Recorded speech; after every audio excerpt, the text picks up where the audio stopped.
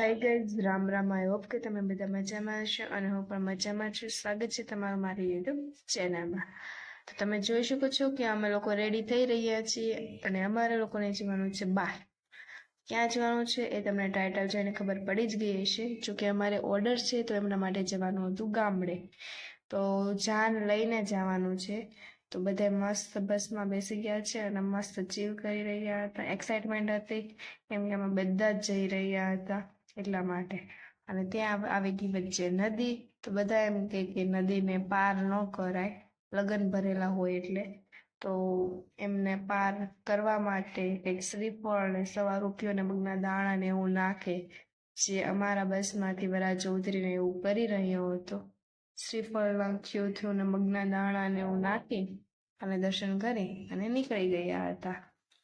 પછી નાઇટનો ટાઈમ થઈ ગયો હતો. મસ્ત સંધ્યા ખીલેલી હતી એન્ડ મસ્ત વેધર હતું. જોકે બસ પણ મસ્ત ફાસ્ટ હાલતી હતી અને અમારે નાઇટનો ઉતારો હતો બોટાદમાં જલારામ મંદિરમાં. ત્યાં અમારે નાઇટનું જમવાનું હતું. તો અમે લોકો પહોંચી ગયા છીએ બોટાદ જલારામ મંદિરમાં. તો અમારા દીદી વોલેટ ભૂલી ગયા હતા તો એમને જવું પડ્યું પાછું ફાસ્ટમાં.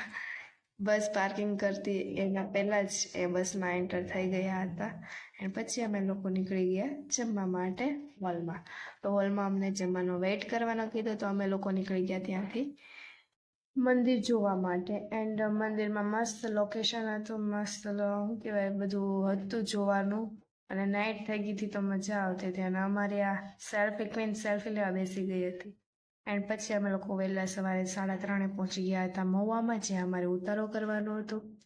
એન્ડ અમે લોકો ધોયેલા મોઢાની જેમ હજી ફાંફા મારતા હતા. જોકે ફ્રેશ થવાનું બાકી હતું અને અમે ફ્રેશ થઈને આવ્યા ત્યાં સુધીમાં સેટઅપ પણ ક્લિયર લાગી ગયું હતું. અને પછી અમે લોકો ચડી ગયા કામ ધંધે.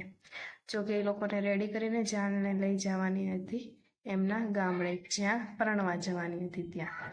અને અમે લોકો ત્યાંથી નીકળી જવાના હતા ફરવા. જોકે અમારે ત્યાં જાનવા જવું નહોતું એટલે. પછી અમે લોકો એમને રેડી કરી દીધા એન્ડ અમને વળાવી દીધા. પછી અમે લોકો રેડી થઈને નીકળી ગયા બહાર ફરવા માટે. મળીએ નેક્સ્ટ વિડીયોમાં.